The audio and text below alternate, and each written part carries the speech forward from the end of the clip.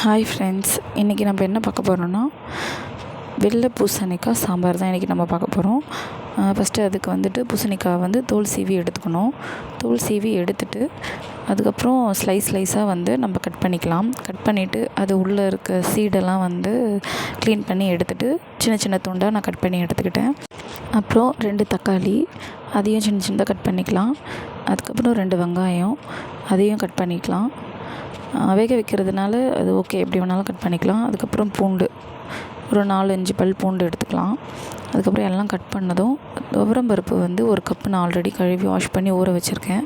அதை ஆட் பண்ணிவிட்டு நம்ம அரிஞ்சு வச்சுருக்க வெங்காயம், தக்காளி, பூண்டு எல்லாத்தையும் ஆட் பண்ணிக்கலாம்.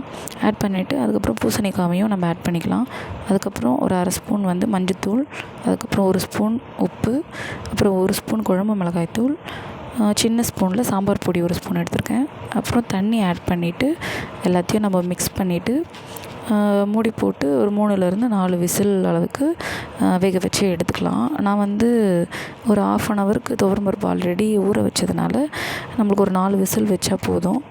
அதுக்கப்புறம் பெருங்காயம் நான் கொஞ்சம் சேர்த்துக்கிறேன். அதையும் மிக்ஸ் பண்ணிவிட்டு அப்புறம் நம்ம மூடி போட்டு வேக வச்சிடலாம்.